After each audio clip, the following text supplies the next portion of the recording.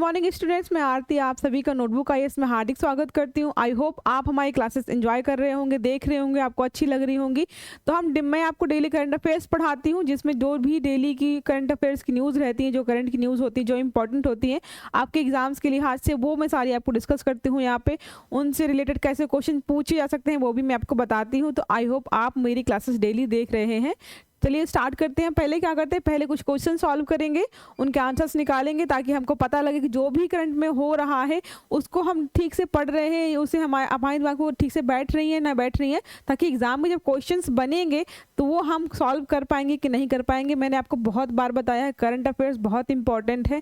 आजकल जो भी एग्जाम्स हो रहे हैं वो कहीं ना कहीं, चाहे आपका स्टैटिक पोर्शन हो या जो भी करंट का पोर्शन हो, आपका कहीं ना कहीं कनेक्ट करे करंट से पूछता है।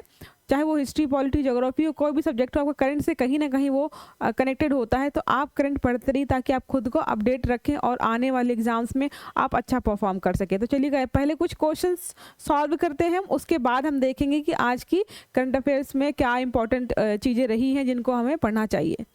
चलिए स्टार्ट करते हैं।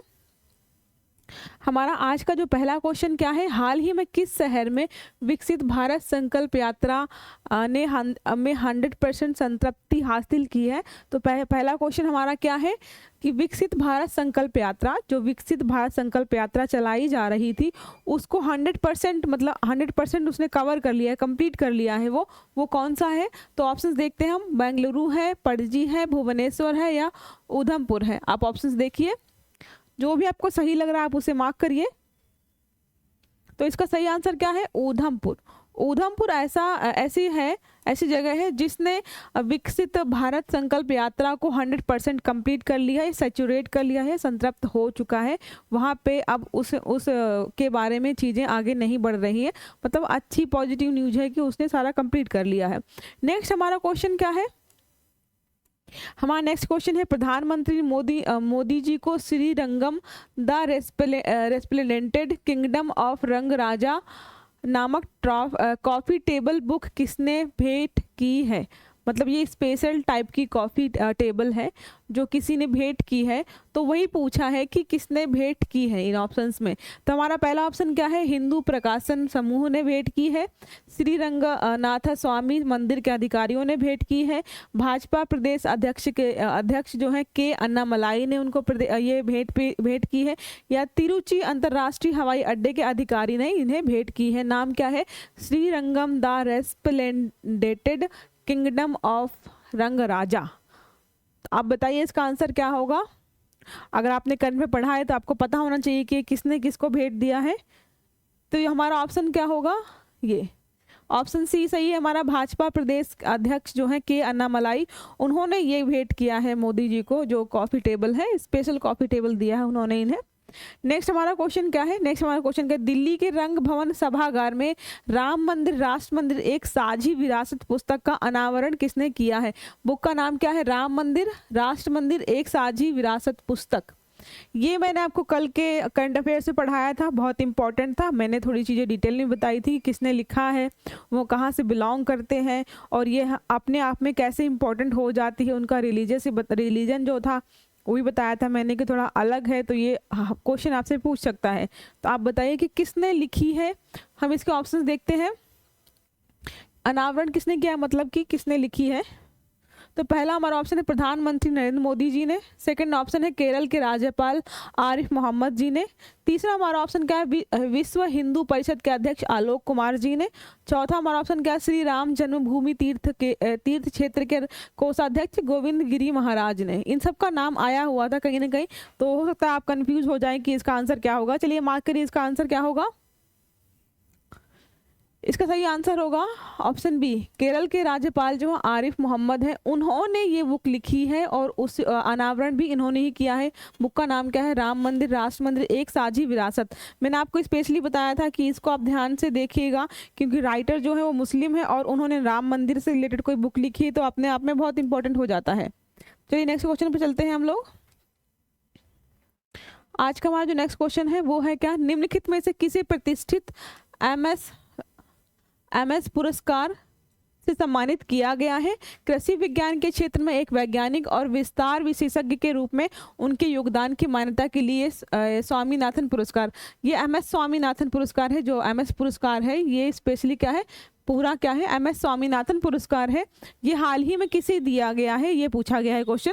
तो ये भी मैंने आपको कल पढ़ाया था, उसी से रिलेटेड मैंने क्वेश्चन बना के दिया आपको। तो ऑप्शन क्या है, पहला हमारा है गुरुदेव खुश है, ऑप्शन बी है सुल्तान अहमद इस्माइल है, तीसरा ऑप्शन क्या है BR कंबोज, और चौथे हमारा ऑप्शन क्या है रतन लाल। तो इसको आप जो भी आंसर सही लगे आप सही टिक करिए उसको। आप कमेंट बॉक्स में बता सकते हैं कि आपको कौन सा, आपको जैसे क्वेश्चन 1 2 3 4 करके उनके ऑप्शन ABCD लिख दीजिए ताकि मुझे समझ में आए। तो हमारा इसको आंसर सही क्या होगा, ऑप्शन सी है BR कंबोज। BR कंबोज है जिन्हें अभी MS स्वामीनाथन पुरस्कार हाल ही में प्रदान किया गया है। ये बहुत इंपॉर्टेंट हो जाता है अपने आप में, इसको आप नोट कर लीजिएगा, ठीक है। नेक्स्ट चलते हैं हम, ये हमारा आज का लास्ट क्वेश्चन है। तो क्या है, विश्व ब्रेल दिवस प्रतिवर्ष कब मनाया जाता है? ये मैंने आपको कल पढ़ाया था, ब्रेल दिवस कब मनाते हैं, क्यों मनाते हैं, किसने खोज की थी इसकी, ये सारी चीज़ें मैंने ऐड करके आपको बताई थी। तो इसमें मैं सिर्फ क्वेश्चन में क्या पूछ रहा है, डेट पूछ रहा है कि कब मनाया जाता है। हमारा पहला ऑप्शन क्या है 1 जनवरी, दूसरा ऑप्शन है 2 जनवरी, तीसरा ऑप्शन है 3 जनवरी, चौथा ऑप्शन क्या है 4 जनवरी। ये आप ब्रैकेट लगा लीजिए। चलिए आंसर मार्क करिए। इसका सही आंसर क्या होगा, 4 जनवरी। 4 जनवरी को विश्व ब्रेल दिवस मनाया जाता है।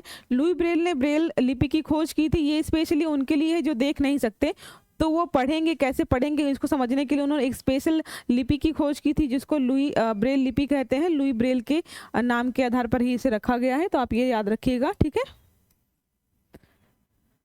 चलिए स्टार्ट करते हैं आज का करंट अफेयर्स। तो हमारा पहला टॉपिक है, अमित शाह ने किसानों के लिए लॉन्च किया तूर दाल प्रोमिनेंट पोर्टल। तूर दाल प्रोमिनेंट पोर्टल लॉन्च किया गया है, दालों से रिलेटेड है कि बहुत सारे जो किसान होते हैं वो दाल बिचौलियों को बेचते हैं, उसके बाद वो स्टोरेज हाउसेस में जाता है, उसके बाद बिकता है। तो अभी ये हाल ही में स्टार्ट किया गया है कि आप डायरेक्ट जो दाल वगैरह है वो गवर्नमेंट डायरेक्ट किसानों से खरीदेगी और उसको मार्केट में बेचेगी। जो भी उस टाइम मार्केट प्राइस होगा या MSP में जो भी ज़्यादा प्राइस होगा उस पर बेचेगी। तो इस पर देखते हैं क्या है, दाल बेचने के लिए किसी बिचौलिए की ज़रूरत नहीं पड़ेगी। मतलब ये जो हमारा तूलदार प्रोमिनेंट पोर्टल स्टार्ट किया गया है उससे क्या होगा कि दाल बेचने के लिए किसी बिचौलिए की ज़रूरत नहीं पड़ेगी, आपको डायरेक्ट आप गवर्नमेंट को बेच सकते हो।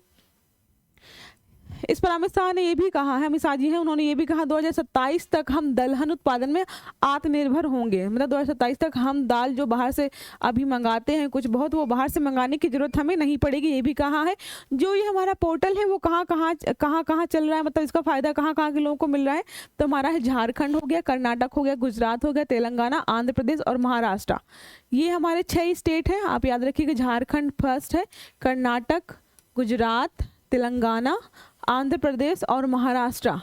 तो ये जो है दाल उत्पादन जो क्षेत्र है जहाँ पे दालों का उत्पादन ज़्यादा ही होता है, अभी ये बेनिफिट उनको ही मिल रहा है क्योंकि बड़े किसान जो दालों का बहुत प्रोडक्शन करते हैं उनको बेचना होता है गवर्नमेंट को। ये सारी चीज़ें यहाँ पे ही अवेलेबल है, इससे हमें सीधा सीधा पता लग रहा है। तो कौन सा है, महाराष्ट्र, आंध्र प्रदेश, तेलंगाना, गुजरात, कर्नाटक, झारखंड, ये 6 जगह हैं जहाँ पर इस पोर्टल का लाभ उठाया जा रहा है, ठीक है। तो इसमें कुछ चीज़ें और भी ऐड की है, मैंने उनको देख लेते हैं हम। इसमें लिखा अभी क्या तरीका, मतलब अभी हम दाल जो ये नया पोर्टल लाया गया है वो तो ठीक है, वो नया है, लेकिन इससे पहले हम क्या यूज़ करें, कैसे दालों को गवर्नमेंट तक पहुंचाते थे, कैसे वो कंज्यूमर तक पहुंचता था, इसके बारे में क्या लिखा हुआ है। भारतीय राष्ट्रीय उपभोक्ता सहकारी संघ है और भारतीय राष्ट्रीय कार्य सहकारी विपणन संघ, ये 2 संस्थाएं हैं, आप इनको नोट करिएगा। कौन कौन सी संस्थाएं हैं ये, भारतीय राष्ट्रीय उपभोक्ता सहकारी संघ, मतलब उपभोक्ता सहकारी संघ हमारा पहला है। दूसरा भारतीय राष्ट्रीय कार्य सहकारी विपणन संघ, जैसी एजेंसियां दालों को खरीद कर, ये एजेंसियां जो हैं, ये दोनों एजेंसियां दालों को खरीद कर क्या करती थी, बफर स्टॉक, जो गोदाम होते हैं, जो कोल्ड स्टोरेज होते हैं गवर्नमेंट के, वहां पर रखती थी, ठीक है। फिर क्या होता है, जब भी बाजार में दालों की आवश्यकता होती थी, जब भी मार्केट में दालों की कमी होती थी, तो यहाँ से गवर्नमेंट दाल उठा करके मार्केट में सप्लाई बढ़ा देती थी ताकि सप्लाई जो है, जो सप्लाई है और डिमांड है वो कंटिन्यूसली बने रहे, वो डिस्टर्ब ना हो। तो ये लिखा है। तो सरकार इसी बफर स्टॉक से दाल निकाल कर मार्केट में सप्लाई करती थी। अब इस पोर्टल के माध्यम से क्या होगा, सरकार सीधे किसानों से बफर स्टॉक के लिए दाल खरीदेगी। पहले क्या था, ये गवर्नमेंट है, ठीक है, इसकी 2 संस्थाएं हैं, ये किसानों पे जाती थी, ठीक है। जैसे ये किसान है, इन्होंने खरीदा किसानों से, ठीक है, 2 संस्थाएं हैं, फिर इन्होंने बफर स्टॉक में रखा। तो अब क्या हो गया है, गवर्नमेंट है ये सीधे किसानों से खरीद के सीधे बफर स्टॉक में रखेगी। तो जो बीच में ये जो 2 संस्थाएं कार्यरत थी इनको एक तरीके से हटा दिया गया है। तो क्या है, डायरेक्ट दालें खरीदेंगी। कैसे खरीदेंगी, जो एमएसपी होगा, जैसे मान लीजिए एमएसपी दाल का इस बार क्या है 1000 रुपये है, ठीक है, और बाजार मूल्य क्या है 900 रुपये है, या उल्टा कर लीजिए 1000 रुपये है, ये 900 रुपये है। तो उस टाइम जो भी ज़्यादा होगा, जो चाहे वो एमएसपी हो या मार्केट प्राइस हो, बाजार मूल्य, इनमें दोनों में से जो भी ज़्यादा होगा उस मूल्य पर जो गवर्नमेंट है उनसे दालें खरीदेगी, ठीक है, दालें खरीदेगी और वही उसी रेट पर बाहर मार्केट में बिकेंगी। फिर हमारा नेक्स्ट क्या है, ये नेक्स्ट न्यूज़ है, आप इसको ऐड कर लीजिएगा। पंजाब बना दुर्घटना हॉटस्पॉट को मैप करने वाला पहला राज्य। पंजाब ऐसा राज्य बना है कि कहाँ पे दुर्घटना हो सकती है या कहाँ पे दुर्घटना हुई है उनको उसने ब्लैक डॉट्स के रूप में मतलब कि हाईलाइट कर दिया, ताकि जो भी चालक हैं, बस कंडक्टर हैं, ड्राइवर्स हैं, या फिर मतलब गाड़ी चालक मतलब कार से जा रहे हो आप, बस से जा रहे हो, या किसी और व्हीकल से जा रहे हो जिसमें आप अगर आप एप्लीकेशन डाउनलोड करते हो तो आपको पता लग जाएगा 100 मीटर पहले ही कि वहाँ पे एक दुर्घटना हुई है या दुर्घटना हॉटस्पॉट है, जहाँ पे हॉट मतलब क्या है, दुर्घटना बाहुल्य क्षेत्र, जहाँ पे दुर्घटनाएं ज़्यादा होती हैं, वो आपको 100 मीटर पहले ही अलर्ट हो जाएगा कि आप यहाँ पे संभाल के चलाइए, क्योंकि यहाँ पर दुर्घटनाएं बहुत ज़्यादा होती हैं, ताकि आप थोड़ा सतर्क रहें, जो रोड एक्सीडेंट्स होते हैं वो कम हो। उसके बारे में ही ये न्यूज़ है। क्या है, पंजाब बना दुर्घटना हॉटस्पॉट को मैप करने वाला पहला राज्य। क्या है, Punjab navigation system Maples app पर ब्लैक स्पॉट के रूप में सभी 784 दुर्घटना संभावित क्षेत्रों को उसने मार्क किया। मतलब पंजाब में 784 ऐसी जगह हैं जहाँ पे एक्सीडेंट्स बहुत ज़्यादा होते हैं। तो ये जो इनका मैपल्स ऐप है, ये ऐप होगा, मैपल्स ऐप है, ठीक है, मैपल्स ऐप है, उसमें 784 जो भी दुर्घटना बहुल क्षेत्र उनको मार्क कर दिया गया है। तो आप जब भी गुजरेंगे उसके आसपास से, अगर आपके 100 मीटर आगे वो दुर्घटना बहुल क्षेत्र आने वाला हो तो आपको अलर्ट्स पहले से ही मिलना शुरू हो जाएंगे। वो भी अलर्ट्स कैसे होंगे, वॉइस कमांड्स होंगे, मतलब बोल करके आपको अलर्ट्स मिलेंगे, मैसेज या नोटिफिकेशन के फॉर्म में नहीं मिलेंगे, ताकि आप सतर्कता आपकी बढ़ सके। इसके बारे में क्या है, भारतीय राज्य बन गया, पहला राज्य बना है, मैंने बताया आपको। यह घोषणा क्या है, 1 जनवरी 2024 को पंजाब पुलिस महानिदेशक गौरव यादव द्वारा की गई है, ठीक है, आप याद रखिएगा, मतलब पंजाब गवर्नमेंट ने किया है। नेविगेशन सिस्टम मैपल्स होगा ये, ठीक है, मैपल्स है, ये नेविगेशन होगा, आप इसको सही कर लीजिएगा। क्या है,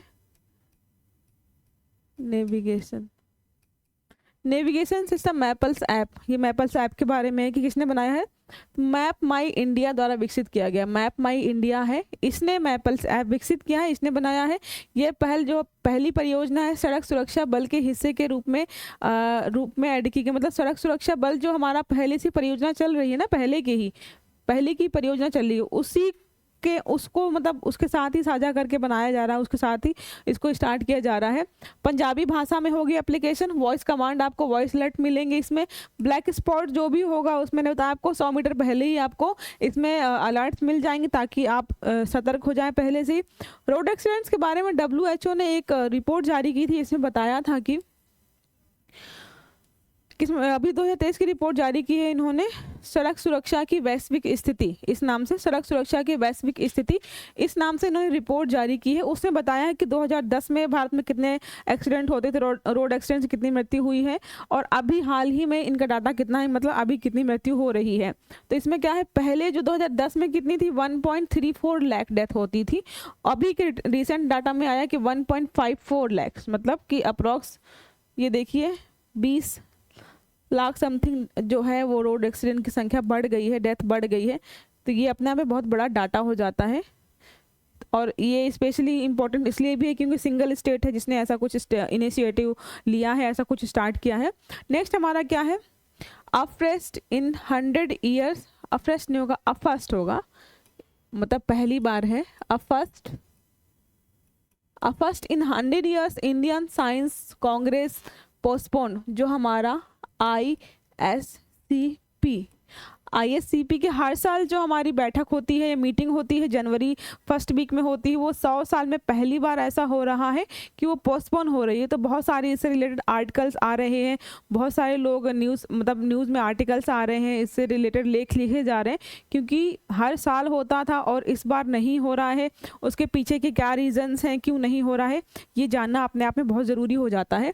तो क्या है, tussle between organisers and government. जो गवर्नमेंट है और जो ये ISCP को ऑर्गेनाइज कराते हैं, ऑर्गेनाइजर्स जो दोनों हैं, उनके बीच कुछ इश्यू हो गया किसी चीज़ को लेकर। मतलब इसमें जहाँ तक पता है तो फाइनेंस को लेकर, पैसे को लेकर इश्यू हुआ है। जो ऑर्गेनाइजर्स हैं उनको पैसे नहीं मिल पा रहे हैं ऑर्गेनाइज करने के लिए, जो ये साइंस समिट होने वाली थी, इसकी वजह से इस बार कैंसिल होने की संभावना है। हमेशा हर साल होता था ऐसा कि 3 जनवरी तक ये स्टार्ट हो जाता था, बट अभी 5 जनवरी हो चुकी है ऑलरेडी और कहीं स्टार्ट नहीं हुआ है।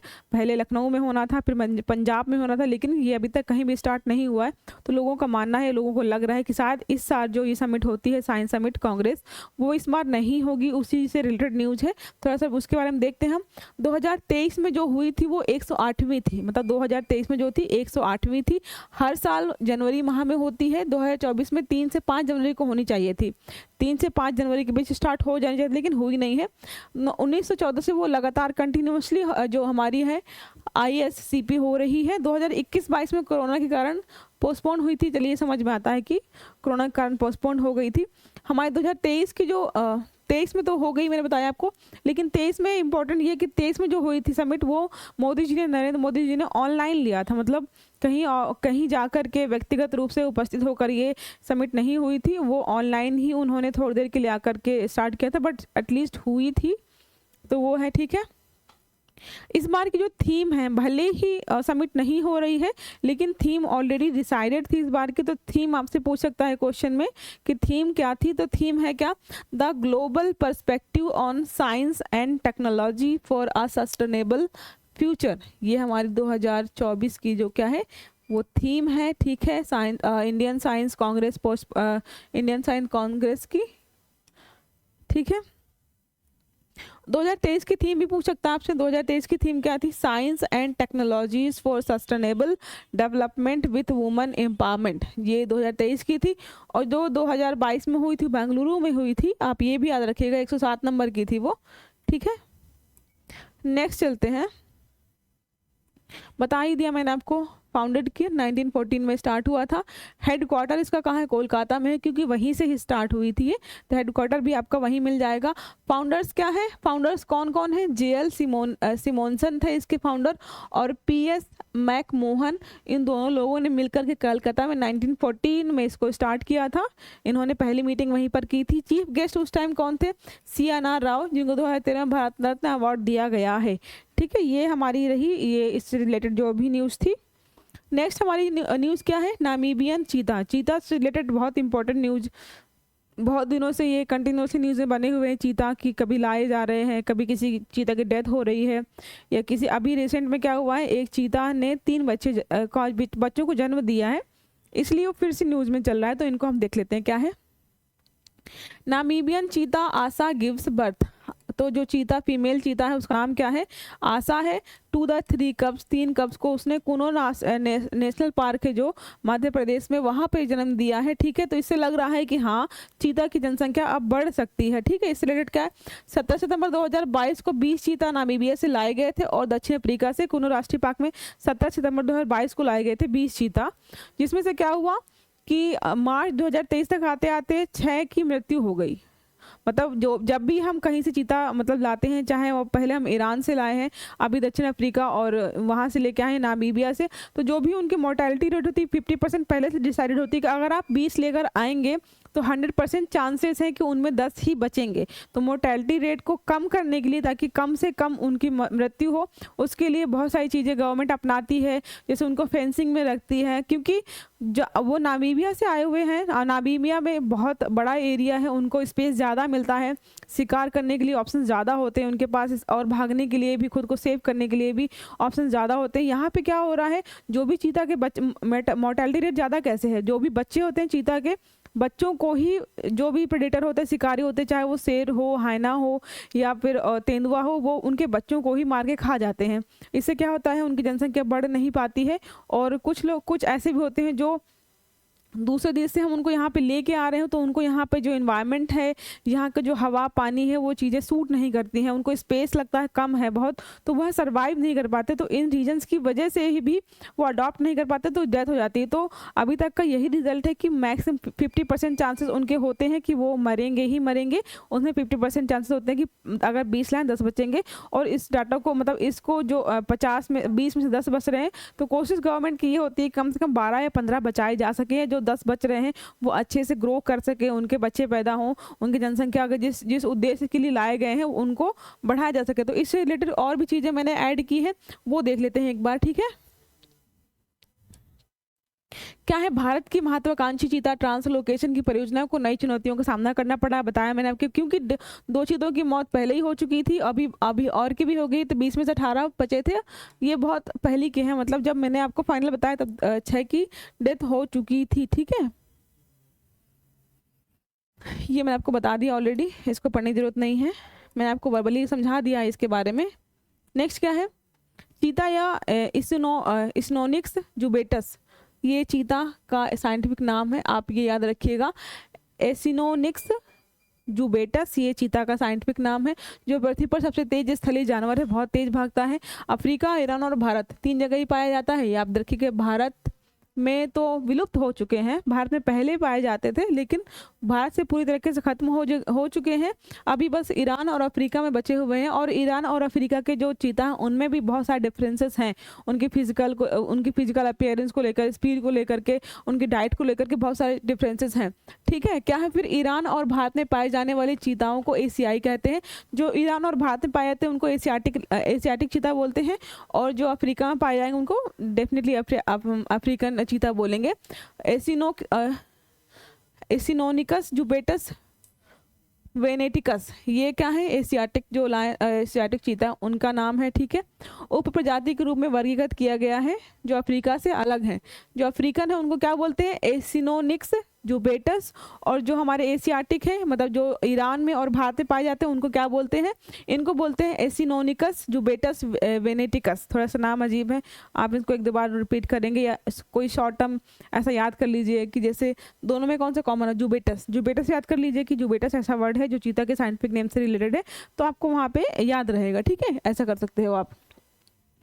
हमारे जो भारत में पहले चीता होते थे, लेकिन कैसे गायब हुआ, तो लास्ट टाइम जो 3 चीता बचे थे जीवित, उनको शिकार किया था राजा महाराजाओं ने, और जिसकी वजह से जो लास्ट 3 चीता थे वो भी ख़त्म हो गए। मतलब पहले के राजा महाराजा थे ना, वो शिकार पे जाते थे और जानवरों को मारते थे। वो एक तरीके से अपने आप को बड़ा दिखाने के लिए ऐसा करते थे कि शिकार पे जा रहे, उन्होंने शेर को मारा, उन्होंने तेंदुए को मारा या हाथी को मार दिया। वो तो पहले ये बहुत गर्व की बात होती थी। तो आजकल तो ऐसा कर नहीं सकते, लेकिन पहले ऐसा लास्ट कब हुआ था, ये क्वेश्चन जो है आपका, जो मैंने आप लिखा 1947 में। आज के छत्तीसगढ़ में एक छोटी सी रियासत थी, शासक क्या थे, महाराजा रामानुज प्रताप सिंह ने भारत के अंतिम 3 जीवित चीतों को मारा था।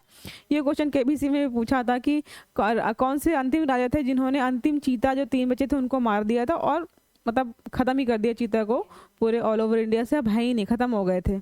इसलिए भारत से बार बार भारत को बाहर से, चाहे ईरान से हो या अफ्रीका से हो, लाना पड़ रहा है बार बार, क्योंकि ख़त्म हो चुके हैं। तो आप इसका नाम याद रखिएगा, हो सकता है पूछ ले आपसे। 1947 में जो आज के छत्तीसगढ़ है, वहाँ के एक महाराजा थे रामानुज प्रताप सिंह। ये महाराजा हैं जिन्होंने अंतिम चीता जो 3 बचे थे उनको भी मार दिया था। फिर 1952 में भारतीय गणराज्य में जानवरों को आधिकारिक रूप से विलुप्त घोषित कर। 1952 में क्या हो गया, जब 1947 में मार ही दिया तो 1952 में इनको विलुप्त घोषित कर दिया कि भाई अब चीता है ही नहीं भारत में, पूरे गायब हो गए हैं, ठीक है। उसके लिए हमने बहुत सारे प्रयास किए कि चीता भारत में आए। तो पहले हम कहाँ से लेके आए थे, पहले हम लेके आए हैं मतलब अभी तो हम नामीबिया से लेके आए, इससे पहले हम लेके आए थे ईरान से। 1970 में ईरान से लेकर आए थे। इसको चीता डिप्लोमेसी नाम से भी जाना जाता है, ठीक है। तो आपसे पूछ सकता है कि नामीबिया के अलावा हम कहाँ से चीता ला चुके हैं, कब लाए हैं, तो ईरान से 1970 में लाए थे। और ये वो राजा हैं जिन्होंने 3 चीताओं को शिकार करके मारा था। लास्ट चीता थे, शायद इमेज ज़्यादा क्लियर नहीं है, आप एक बार इसको गूगल कर लीजिएगा, तो ये ही वो महाराज हैं जिन्होंने चीताओं को भारत से गायब करने में महान योगदान दिया है। आप ये देख लीजिएगा, ठीक है। फिर क्या है, ये डाटा है कि मतलब जब ब्रिटिश इंडिया का टाइम था तो ये क्या है, range of the Asiatic cheetah during the British period and after in the Indian सब कॉन्टिनेंट। मतलब इंडिया में पहले जब भारत सरकार का, मतलब भारत सरकार ने, ब्रिटिश सरकार का शासन था यहाँ पे, तब यहाँ पे कितने चीता थे देखिए आप। 1954 यहाँ पे है पाकिस्तान में, 1932 है यहाँ पे, 1912 है, 1894 है, 1940 है, 1967 है। संख्या देखिए पहले इनकी बहुत सारी है। हिस्टोरिकल रेंज ऑफ द चीता, ये पहले कहाँ कहाँ पाए जाते थे उसकी हिस्टोरिकल रेंज है, तो आप इसको देख लीजिएगा, ठीक है। नेक्स्ट, इसी से रिलेटेड है आपसे क्वेश्चन, अगर चीता न्यूज़ में रहा है, इससे रिलेटेड आपसे न्यूज़ पूछ सकता है ना। तो क्या है, IUCN स्टेटस क्या है, जो अफ्रीकन चीता ये रहे, एशियाटिक चीता ये रहे। तो ये इमेज देख लीजिए, ये अफ्रीकन चीता है और ये एशियाटिक चीता है। थोड़ा सा कन्फ्यूजन लग रहा है मुझे इधर उधर लेफ्ट राइट का, आप एक बार चेक कर लीजिएगा। इमेजेस से कोई फ़र्क नहीं पड़ता, आपके पेपर में इमेज वैसे भी नहीं आएगी, आपको याद रखना पड़ेगा क्या है। IUCN स्टेटस देखें तो अफ्रीकन चीता क्या है, वनरेबल है, ठीक है। और एशियाटिक में क्रिटिकली इंडेंजर्ड है, मतलब बहुत ही खतरनाक स्टेटस में है। साइट्स में क्या है, दोनों अपेंडिक्स फर्स्ट में है, ठीक है, इनमें कोई डिफरेंस नहीं है। डिस्ट्रीब्यूशन देखिए कितना डिफरेंस है, डिस्ट्रीब्यूशन क्या है, 6500 से 7000 है अफ्रीका में, और यहाँ पे देखें अगर एशियाटिक में तो 40 से 50 ओनली इन ईरान, वो भी ईरान में है, इंडिया में तो है भी नहीं एशियाटिक वाले। तो ये देख लीजिए। फिर क्या है, फिजिकल कैरेक्टरिस्टिक्स क्या है, अफ्रीकन चीता है, parents in the wild, bigger in the size as compare to Asiatic. तो अफ्रीका में जो भी पाए जाते हैं उनको जो स्पेस ज़्यादा मिल रहा है ग्रो करने के लिए, जनसंख्या भी ज़्यादा है उनकी, तो शिकार करने में भी माहिर हैं वो, उनको ज़्यादा चीज़ें, मतलब उनको एक्सपोजर ज़्यादा मिल रहा है, तो क्या उनका साइज़ भी बड़ा है और उनकी जनसंख्या भी ज़्यादा है, और स्मॉलर इन साइज़ है अफ्रीकन चीता की कंपैरिजन में। आप ये देख लीजिएगा, ठीक है।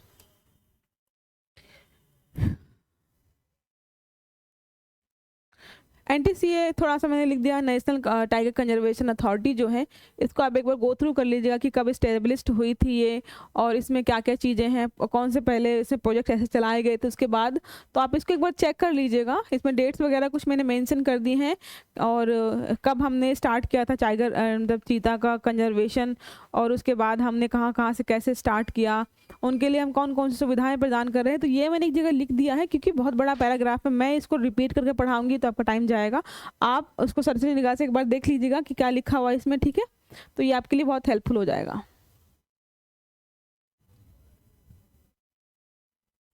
ये लास्ट में लिखा, the national tiger conservation authority जो NTCA है, इस setup under the chairmanship of the minister of earth and forest, जो इन्वायरमेंट है, मतलब ये मिनिस्ट्री है, इसके अंतर्गत ही ये कार्यरत है। आप ये देख लीजिएगा, ठीक है। चलिए जाते हैं नेक्स्ट पे। ये कुनो राष्ट्रीय उद्यान के बारे में कुछ मैंने पॉइंट्स ऐड किए हैं, ये मध्य प्रदेश में है, ठीक है, क्योंकि बार बार न्यूज़ में आ रहा है तो क्वेश्चन पूछ सकता है आपका जोग्राफिकल, मतलब उनके लोकेशन से रिलेटेड। कहाँ पे है, मध्य प्रदेश के श्योपुर में है, ठीक है। ये विंध्य पहाड़ियों के पास है, तो नियर बाई माउंटेन्स कौन होंगे, विंध्य पहाड़ियों के। इसका नाम कुनो क्यों है, कुनो नदी चंबल नदी के मुख्य सहायक नदियों में से एक है, उसी के नाम पर रखा गया है जो इसे काटती है, ठीक है। शुरुआत में एक वन्यजीव अभ्यारण्य के रूप में स्थापित किया गया था, पहले छोटा वन्यजीव अभ्यारण्य था, इसको बनाया गया था, बाद में इसको राष्ट्रीय उद्यान 2018 में, मतलब आपसे पूछ सकता है कि कुनो जो राष्ट्रीय उद्यान है वो पहले वन्यजीव अभ्यारण्य था, उसको राष्ट्रीय उद्यान कब बनाया गया। तो इसे राष्ट्रीय उद्यान बनाया गया कब, 2018 में इसे राष्ट्रीय उद्यान का दर्जा दिया गया है। भारत में चीता के परिचय के लिए कार्य योजना के तहत चयनित पार्क में वनस्पति उष्णकटिबंधीय शुष्क पर्णपाती जंगल से लेकर सवाना घास के मैदानों तक भिन्न, मतलब कि बताया गया कि जहाँ पे चीता को रखा जा रहा है उस पार्क का एनवायरमेंट कैसा है, तो वहाँ पे मतलब सारी चीज़ें अवेलेबल हैं, जैसी सिचुएशन है, जैसे इन्वायरमेंट चीता को रखने के लिए चाहिए वो सारी चीज़ें वहीं पे है कुनो राष्ट्रीय उद्यान में, तभी उनको वहाँ पे रखा गया है। जैसे शेर वगैरह होते हैं तो उनको गिर में रखते हैं गुजरात में, वैसे ही चीता वगैरह को कहाँ रखे हैं, कुनो राष्ट्रीय उद्यान में। ये आप एक बार देख लीजिएगा, डिस्ट्रीब्यूशन जो कुनो राष्ट्रीय उद्यान है उसी से रिलेटेड न्यूज़ है ये, ठीक है। ये इंपॉर्टेंट न्यूज़ है, थोड़ा चर्चा में रहा है तो मुझे लगा डिस्कस करना चाहिए आपके साथ, मिस हो गया था, कल आपसे डिस्कस नहीं कर पाई थी। ज़्यादा कुछ नहीं है लेकिन आपको पता होना चाहिए, क्योंकि बहुत जलता खूब उबलता हुआ मुद्दा है। क्या है हिट एंड रन का नया कानून जिसका देश भर में हो रहा है विरोध। देश भर में आपको पता ही विरोध हो रहा है, ट्रक जो चालक हैं जो भी ट्रक चालक हैं वो इस कानून का विरोध करें, जो हिट एंड रन केस के मामले नई नई चीज़ें ऐड हुई हैं, सजा के मामले में हो या जो उनको मतलब देना पड़ेगा। इसे देखते हैं इसको रिलेटेड जो भी न्यूज़ है। थोड़ी स्ट्रिक्टनेस दिखाई गई है, इसलिए थोड़ा सा जो भी ट्रक चालक हैं वो गुस्सा है इस बात से। हिट एंड रन मामले पर नया कानून क्या है, तो क्या है, भारतीय न्याय संहिता BNS की धारा 104 और धारा 104(2), ठीक है, 104 और 104(1) है, 104(2) है। तो मुद्दा किस बात पे बनाया जा रहा है, 104(2), जो धारा 104(2) है ना भारतीय न्याय संहिता की, जो हाल ही में ऐड की गई, उससे रिलेटेड मुद्दा है। जो कोई भी लापरवाही से वाहन चलाकर किसी व्यक्ति की मौत का कारण बनता है, जो गैर इरादतन हत्या की श्रेणी में आता है, मतलब जानबूझ के तो किसी को मारेगा नहीं, तो गैर इरादतन हत्या की श्रेणी में आता है, और घटना के बाद किसी पुलिस अधिकारी या मजिस्ट्रेट को इसकी सूचना दिए बिना भाग जाता है, तो उसे 10 वर्ष के लिए कारावास की सजा होगी, जुर्माना भी लगाया जाएगा। तो मुद्दा क्या है, जो हमारी धारा है 104(2), ये धारा क्या कहती है, अगर कोई भी ट्रक चालक है, उससे गैर इरादतन किसी की डेथ हो जाती है, और डेथ के बाद ये भी है मतलब कि उसने एक्सीडेंट किया और वो वहाँ से बिना बताए किसी को, पुलिस को या मजिस्ट्रेट को बताए बिना वहाँ से चुपचाप भाग जाता है, तो उस केस में क्या 10 साल की सजा हो सकती है और लाखों रुपए का जुर्माना भी होता है। तो इस पे ट्रक चालकों को कहना ये है कि जब ऐसी कोई घटना होती है, जब कोई एक्सीडेंट होता है, तो अगर हम वहाँ रुकना भी चाहें तो पॉसिबल नहीं है, क्योंकि भीड़ इकट्ठा हो जाती है, और ऐसे में भीड़ जो है उनको मार सकती है, उनको जान का खतरा होता है, इसलिए वो रुकते नहीं हैं। तो और भी चीज़ें हैं, मैं आपको स्पेशली डिस्कस करूँगी आगे चल करके कि क्यों ये चीज़ें थोड़ा सा हाईलाइट है। फिर क्या, धारा 279 लापरवाही से वाहन चलाना, मतलब लापरवाही से वाहन चलाया आपने धारा 279 के तहत, तो आप किसी की मृत्यु हो गई या फिर ड्राइवर की पहचान होने की स्थिति में, फिर नेक्स्ट क्या है, अगली धारा हमारी क्या है 304A, लापरवाही से मौत। मतलब लापरवाही मतलब क्या, आपने तेज चलाया, जानबूझ करके आपने ड्रंक करके चलाया तो किसी की मौत हो गई, वो भी रीज़न हो सकता है। 338 क्या है, जान जोखिम में डालना। जान जोखिम में डालना मतलब आप समझ रहे हो ना कि ऐसी स्थितियों में चलाना जिससे खुद की भी जान जा सकती है और सामने वाले की भी जान जा सकती है, तो ये मुद्दे हो सकते हैं, ठीक है। फिर क्या है, क्यों हो रहा है विरोध और हड़ताल, मतलब हमें ये भी तो जानना है कि इतना विरोध क्यों हो रहा है, क्यों इतनी हड़तालें हो रही हैं। जाहिर सी बात, अगर आप किसी का एक्सीडेंट करेंगे, कोई मरेगा तो आपको सजा तो होगी, लेकिन इतना इशू क्यों बनाया जा रहा है इस बात का। बहुत सारे एक्सीडेंट्स होते हैं, सबको सजा होती है, तो बट ट्रक ड्राइवर्स ही इसको इतना बड़ा मुद्दा क्यों बना रहे हैं, क्या है, कानून बेहद सख्त है। उनका कहना है कि कानून बेहद सख्त है, जो आपने कानून बनाया है उतना, मतलब 10 साल की सजा या फिर 7 से 8 या 10 लाख की जो आप जुर्माना लगा रहे हो बहुत ज़्यादा है, जान का खतरा रहता है। अगर हम चाहें भी, जिसका हमने एक्सीडेंट किया उसको बचाना चाहें तो हम उसको बचा नहीं सकते, क्योंकि हम जाएंगे तो हमें भी लोग इकट्ठा होकर के मार देंगे, तो जान का खतरा होता है। कानूनी प्रक्रिया बहुत लंबी है। अगर हम मजिस्ट्रेट के पास जाते भी है ना बताने के लिए कि हमसे ये हो गया है, हमसे एक्सीडेंट हो गया, मृत्यु हो गई, तो उसका जो कानूनी प्रक्रिया वो बहुत लंबी है, जुर्माना भी बहुत ज़्यादा बताया मैंने। खराब मौसम की वजह से हो सकते हैं एक्सीडेंट, मतलब बहुत बार क्या होता है, बहुत बारिश हो रही है, रोड बहुत ख़राब है, तो ऐसी सिचुएशन में क्या होता है, एक्सीडेंट्स हो जाते हैं। उन्होंने ऐसा बोला है कि ये सब चीज़ें होती हैं, इस वजह से भी ये जो आपने नया रूल लगाया है ये गलत हो जाएगा।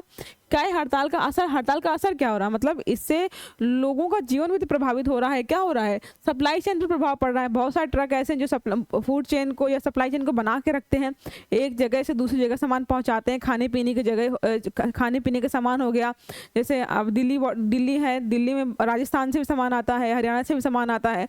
अब बॉर्डर स्टेट जो भी हमारी छोटी छोटी जगह है वहाँ से बहुत सारे सामान यहाँ पे आते हैं। अगर ये चारों तरफ से ब्लॉक कर दिया, क्या होगा, सप्लाई चेन रुक जाएगी।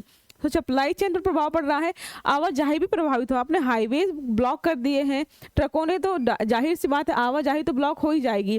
तो चलिए आज के लिए हम इतना ही रखते हैं, लेकिन जो मैंने आपको लास्ट आर्टिकल पढ़ा है उसका जो कंक्लूजन क्या है, गवर्नमेंट ने बोला है कि हमने अभी ये लागू नहीं किया है, सिर्फ सिफारिश की है या सिर्फ इसको आगे बढ़ा के रखा हुआ है। इसको लागू करेंगे नहीं करेंगे वो बाद में बताएंगे, अभी लागू नहीं किया है। तो आप सब जो भी ट्रक वगैरह जिन्होंने भी रोड जाम किया है, जो हाईवेज ब्लॉक किए, वो सब हटा लीजिए, क्योंकि अभी ये चीज़ें लागू नहीं हुई हैं। तो अभी आप इन फ्यूचर हो सकता है कुछ ऐसा हो जाए। तो चलिए ठीक है, आज की क्लास के लिए हम इतना ही रखते हैं। आई होप आपने हमारा यूट्यूब चैनल सब्सक्राइब कर लिया होगा, ताकि जितने भी वीडियोज़ हमारे हैं, जो भी करंट अफेयर्स के हो या हिस्ट्री पॉलिटी ज्योग्राफी या कोई जैसे हम नया कोई वीडियो लेके आते हैं, वो आपको टाइमली मिलते रहें। बेल आइकन भी दबा के रखिएगा। और हमारा एक ऑफिशियल एप्लीकेशन भी है नोटबुक IAS का, आप आप वो डाउनलोड कर लीजिए ताकि हमारे जो भी ऑनलाइन ऑफलाइन कोर्सेज हैं, जो कार्यक्रम हम चला रहे हैं, जो अपकमिंग एग्जाम्स हैं, जैसे आरओ हो गया, एआरओ, यूपीपीसीएस हो गया, उन सब के लिए हमारे पास कोर्सेज भी अवेलेबल हैं, टेस्ट सीरीज भी अवेलेबल हो, चाहे वो प्रीलिम्स की हो या मेंस की हो। तो सारी चीज़ें हम आपको प्रोवाइड कर रहे हैं। तो चलिए हमसे जुड़े रहिए, चीज़ों का फ़ायदा उठाते रहिए। Have a good day. Thank you.